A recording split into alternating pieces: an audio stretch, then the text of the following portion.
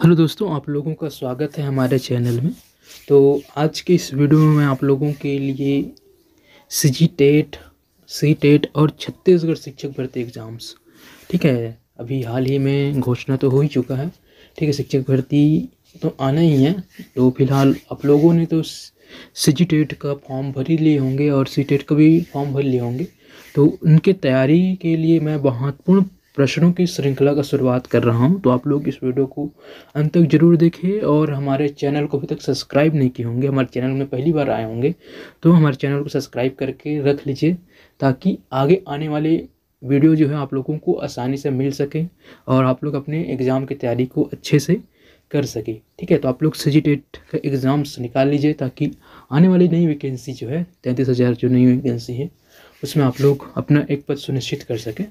तो चलिए शुरुआत करते हैं आज की इस वीडियो की। ठीक है, तो पहला क्वेश्चन है, विकास की प्रक्रिया में बालक के अंतर्गत किस प्रकार का परिवर्तन आता है। ठीक है, तो इसको ऑप्शंस देख लेते हैं। तो ऑप्शन ए है मात्रात्मक, और ऑप्शन बी दिया है गुणात्मक, और ऑप्शन सी दिया है ए तथा बी दोनों ही, और ऑप्शन डी दिया इनमें से कोई नहीं। ठीक है, तो क्वेश्चन में क्या पूछा गया, विकास की प्रक्रिया में बालक के अंतर्गत किस प्रकार का परिवर्तन आता है। तो हम बात करें तो बालक में जो परिवर्तन आता है वो मात्रात्मक परिवर्तन भी आता है विकास की प्रक्रिया में, और गुणात्मक परिवर्तन भी देखने को मिलता है। तो इसका राइट आंसर की अगर हम बात करें तो ऑप्शन सी होगा, ए तथा बी दोनों ही। ठीक है, इसका राइट आंसर क्या होगा, ऑप्शन सी, ए तथा बी दोनों ही। ठीक है, तो विकास की प्रक्रिया में बालक के अंतर्गत मात्रात्मक तथा गुणात्मक परिवर्तन दोनों ही देखने को मिलता है। चलिए अगले क्वेश्चन की ओर बढ़ते हैं। तो अगला क्वेश्चन आपकी स्क्रीन पर आ चुका है। क्वेश्चन है, स्वमोह अथवा आत्ममोह लक्षण है। तो इसका ऑप्शन देख लेते हैं। ऑप्शन ए दिया है शैशवावस्था का, ऑप्शन बी दिया है बाल्यावस्था का, और ऑप्शन सी दिया है किशोरावस्था का, और ऑप्शन डी दिया है प्रौढ़ावस्था का। तो इसका राइट आंसर है किशोरावस्था का। इसका राइट आंसर ऑप्शन सी, इसका राइट आंसर ऑप्शन सी है। ठीक है, किशोरावस्था का। चलिए अगले क्वेश्चन की ओर बढ़ते हैं। इसका राइट आंसर ऑप्शन सी को लिया गया है। चलिए आगे बढ़ते हैं। अगला क्वेश्चन आपका है,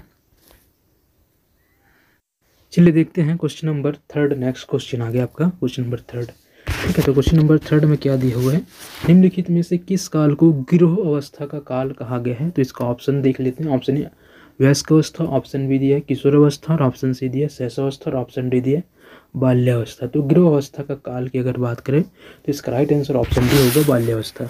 ठीक है, तो निम्नलिखित में से किस काल को गृहावस्था का काल कहा गया है। तो बाल्यावस्था को गृहावस्था का काल कहा गया है। ठीक है, गैंग ध्यान में रखिएगा। चलिए अगले क्वेश्चन की ओर बढ़ते हैं। तो अगला क्वेश्चन, क्वेश्चन नंबर 4 आपकी स्क्रीन पर आ गया है। क्वेश्चन नंबर 4 क्या है, एक मिनट हम इसको अच्छे से अरेंज कर लेते हैं। क्वेश्चन नंबर 4 आ गया आपका। ठीक है, दिव्य सपनों में खोए रहना प्रमुख लक्षण है। तो इसका ऑप्शंस देख लीजिए आप लोग।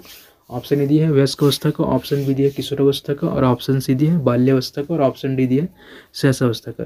ठीक है, तो दिव्य सपनों में खोए रहने जो लक्षण जो देखने को मिलता है किशोरावस्था में देखने को मिलता है। ठीक है, तो इसका राइट आंसर ऑप्शन बी होगा, किशोरावस्था का। दिव्य सपनों में खोए रहना प्रमुख लक्षण है किशोरावस्था का। ठीक है, चलिए अगले क्वेश्चन की ओर बढ़ते हैं। तो अगला क्वेश्चन आ गया आपकी स्क्रीन पर, क्वेश्चन नंबर 5। ठीक है, तो निम्नलिखित में से कौन सा सिद्धांत वृद्धि एवं विकास के सिद्धांतों के अंतर्गत समाहित नहीं है। तो इसका ऑप्शंस है, ऑप्शन ए दिया है निरंतरता का सिद्धांत, और ऑप्शन बी दिया है सहचर्य का सिद्धांत, और ऑप्शन सी दिया है एकीकरण का सिद्धांत, और ऑप्शन डी दिया है व्यक्तिक भिन्नता का सिद्धांत। तो इसका राइट आंसर आप लोग कमेंट कीजिए। तो इसका राइट आंसर की अगर हम बात करें तो ऑप्शन बी होगा सहचर्य का सिद्धांत। ठीक है, क्वेश्चन क्या है, निम्नलिखित में से कौन सिद्धांत वृद्धि एवं विकास के सिद्धांतों के अंतर्गत समाहित नहीं है। तो इसका राइट आंसर होगा सहचर्य का सिद्धांत। ठीक है, कौन सा सिद्धांत जो है वृद्धि एवं विकास के सिद्धांतों के अंतर्गत समाहित नहीं है। तो इसका राइट आंसर होगा सहचर्य का सिद्धांत। इसका राइट आंसर ऑप्शन बी है, सहचर्य का सिद्धांत। ठीक है, ध्यान में रखिएगा। चलिए बढ़ते हैं अगले क्वेश्चन की ओर। तो चलिए देखते हैं नेक्स्ट क्वेश्चन, क्वेश्चन नंबर 6। अभिवृद्धि ग्रोथ शब्द का प्रयोग किया जाता है।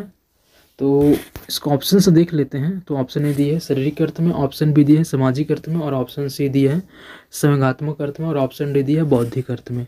ठीक है, तो इसका राइट आंसर आप लोग कमेंट कीजिए। तो अभिवृद्धि ग्रोथ शब्द का प्रयोग जो है शारीरिक अर्थ में प्रयोग करते हैं। तो इसका राइट आंसर ऑप्शन ए होगा। ठीक है, इसका राइट आंसर क्या होगा, ऑप्शन ए होगा। ठीक है, शारीरिक अर्थ में अभिवृद्धि शब्द का प्रयोग किया जाता है।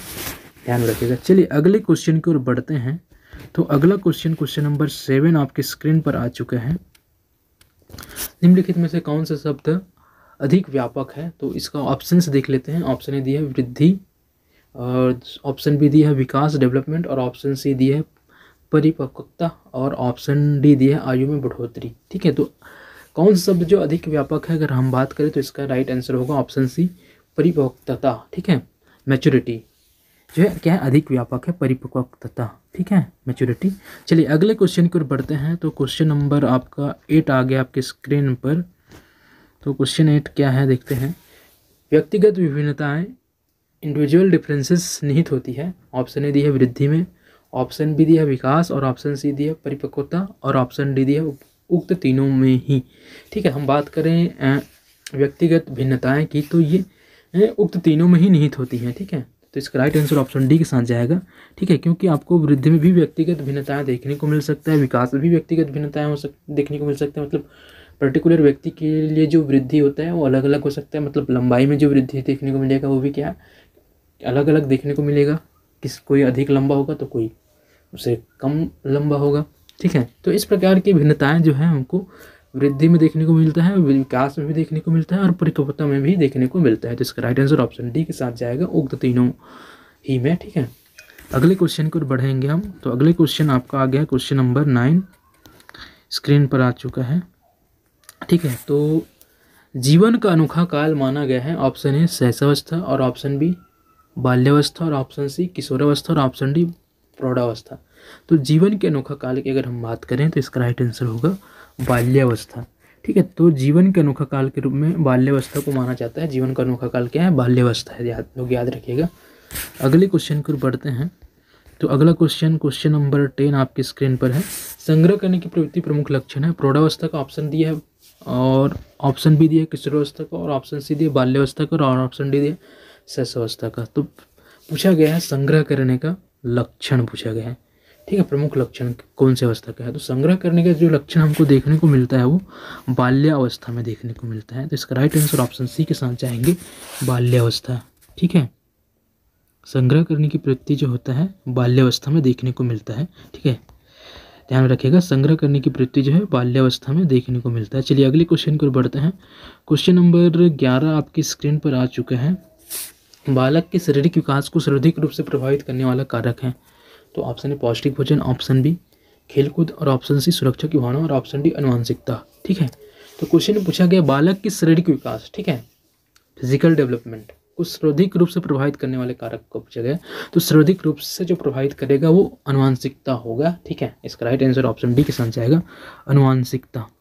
आनुवंशिकता जो है बालक के शारीरिक विकास को सर्वाधिक रूप से प्रभावित करने वाला कारक है, ध्यान रखिएगा।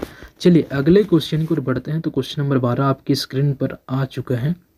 ठीक है, काम प्रवृत्ति का सुप्तावस्था काल है। तो ऑप्शन ए दिया है शैशवावस्था, और ऑप्शन बी दिया बाल्यावस्था, और ऑप्शन सी दिया किशोरावस्था, और ऑप्शन डी दिया है प्रौढ़ावस्था। ठीक है, तो यहाँ पे पूछा गया है काम प्रवृत्ति का सुप्तावस्था काल। तो इसका राइट आंसर ऑप्शन क्या होगा? बी होगा, बाल्यावस्था। ठीक है, काम प्रवृत्ति का सुप्तावस्था काल जो है बाल्यावस्था होगा। इसका राइट आंसर ऑप्शन बी। चलिए अगले क्वेश्चन की ओर बढ़ते हैं। तो मानव चिंतन में तर्क का प्रारंभ निम्नलिखित में से किस आयु अवस्था में होता है? ठीक है, तर्क का प्रारंभ जो है कौन से अवस्था में होता है ये पूछा गया है। ठीक है, कौन से? तो ऑप्शन ए दिया है बाल्यावस्था, ऑप्शन बी दिया है किशोरावस्था, और ऑप्शन सी दिया है प्रौढ़ावस्था, और ऑप्शन डी दिया है जरावस्था। ठीक है, तो मानव चिंतन में तर्क का जो प्रारंभ जो होता है वो बाल्यावस्था में हो जाता है। ठीक है, तो इसका राइट आंसर ऑप्शन ए के साथ जाएगा, बाल्यावस्था। ठीक है, इसका राइट आंसर ऑप्शन ए के साथ जाएगा, बाल्यावस्था। मानव चिंतन में तर्क का प्रारंभ निम्नलिखित में से किस आयु अवस्था में होता है? तो इसका राइट आंसर होगा बाल्यावस्था। चलिए अगले क्वेश्चन की ओर बढ़ते हैं।